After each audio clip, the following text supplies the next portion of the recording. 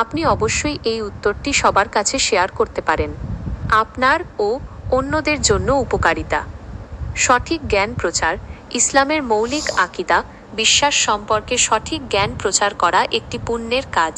এটি মানুষকে শিরক এবং হারাম কাজ থেকে দূরে থাকতে সাহায্য করবে। সাদকায়ে জারিয়া।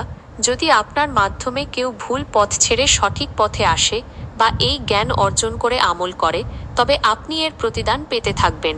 এটি আপনার জন্য সাদকায়ে জারিয়া, চলমান সওয়াব হবে ইনশাআল্লাহ। ঈমানের সুরক্ষা। এটি সমাজের মানুষদের ঈমানকে কুসংস্কার এবং শিরকের অপবিত্রতা থেকে রক্ষা করতে সহায়তা করবে। আসসালামু আলাইকুম ওরহমতুল্লাহি ওয়াবারকাতুহু। ওয়ালাইকুম আসসালাম ওরহমতুল্লাহি ওয়াবারাকাতুহু। কেমন আছেন? আমি আপনাকে কিভাবে সাহায্য করতে পারি?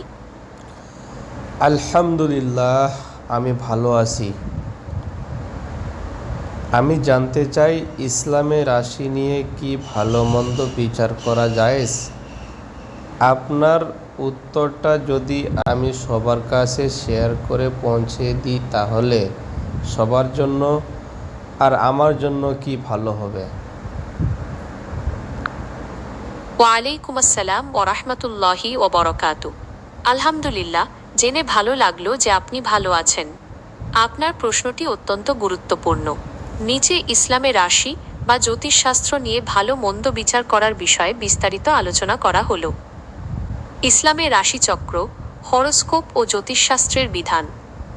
ইসলামী শরীয়তে রাশিচক্র, জোডিয়াক সায়েন্স, ভাগ্য গণনা বা জ্যোতিষশাস্ত্রের মাধ্যমে মানুষের ভবিষ্যৎ বা ভালো মন্দ বিচার করা সম্পূর্ণরূপে হারাম, নিষিদ্ধ এবং এটি কবিরা গুনাহ, গুরুতর পাপ হিসেবে গণ্য। রাশিচক্র কেন নিষিদ্ধ? আল্লাহর সাথে শিরক, অংশীদার স্থাপন। ইসলামে বিশ্বাস করা হয় যে ভালো মন্দ, সুখ দুঃখ, ভাগ্য এসব কিছুর নিয়ন্ত্রক একমাত্র আল্লাহ তাআলা। রাশি বা তারকাদের এই ক্ষমতা আছে বলে বিশ্বাস করা মানে আল্লাহর ক্ষমতায় অন্য কাউকে বা কিছুকে অংশীদার স্থাপন করা, যা হলো শিরক। অদৃশ্যের জ্ঞান। আল্লাহ তাআলা পবিত্র কুরআনে বলেছেন যে অদৃশ্যের গায়েব জ্ঞান একমাত্র তার কাছেই আছে। কোনো মানুষ, তারকা বা রাশিচক্রের পক্ষে ভবিষ্যৎ বা ভাগ্য সম্পর্কে ভবিষ্যদ্বাণী করা সম্ভব নয়। পবিত্র কুরআনে আল্লাহ বলেন, বলো, আল্লাহ ব্যতীত আকাশমণ্ডলী ও পৃথিবীতে কেউ অদৃশ্য বিষয়ের জ্ঞান রাখে না, আর তারা জানে না কখন তাদের পুনরুত্থিত করা হবে। সূরা নামল, আয়াত 65। রাসূল শাহ এর কঠোর নিষেধ। নবী মুহাম্মদ শাহ ভাগ্য গণনাকারী এবং তাদের কথায় বিশ্বাস স্থাপনকারী উভয়কেই কঠোরভাবে নিষেধ করেছেন।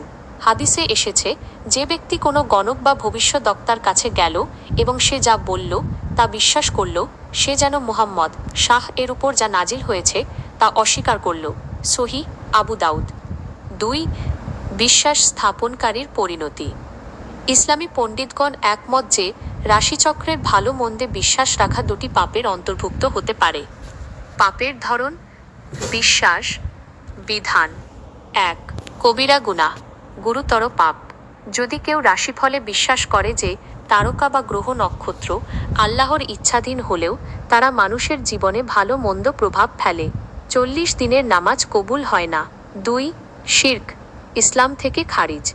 যদি কেউ রাশিফলে বিশ্বাস করে যে তারকা বা গ্রহ নক্ষত্র স্বয়ংক্রিয়ভাবে বা আল্লাহর ক্ষমতা ছাড়াই মানুষের ভাগ্য নিয়ন্ত্রণ করার ক্ষমতা রাখে, এটি ব্যক্তিকে ইসলাম থেকে খারিজ করে দিতে পারে। সবার কাছে উত্তরটি পৌঁছে দেওয়ার বিষয়। হ্যাঁ, আপনি অবশ্যই এই উত্তরটি সবার কাছে শেয়ার করতে পারেন। আপনার ও অন্যদের জন্য উপকারিতা। সঠিক জ্ঞান প্রচার। ইসলামের মৌলিক আকিদা, বিশ্বাস সম্পর্কে সঠিক জ্ঞান প্রচার করা একটি পুণ্যের কাজ। এটি মানুষকে শিরক এবং হারাম কাজ থেকে দূরে থাকতে সাহায্য করবে। সাদকায়ে জারিয়া। যদি আপনার মাধ্যমে কেউ ভুল পথ ছেড়ে সঠিক পথে আসে বা এই জ্ঞান অর্জন করে আমল করে, তবে আপনি এর প্রতিদান পেতে থাকবেন। এটি আপনার জন্য সাদকায়ে জারিয়া, চলমান সওয়াব হবে ইনশাআল্লাহ। ঈমানের সুরক্ষা। এটি সমাজের মানুষদের ঈমানকে কুসংস্কার এবং শিরকের অপবিত্রতা থেকে রক্ষা করতে সহায়তা করবে। উপসংহার। ইসলামে রাশি বা জ্যোতিষশাস্ত্রের মাধ্যমে ভালো মন্দ বিচার করা জায়েজ নয়। আমাদের উচিত একমাত্র আল্লাহর ওপর ভরসা রাখা এবং তার কাছেই সাহায্য চাওয়া। আমি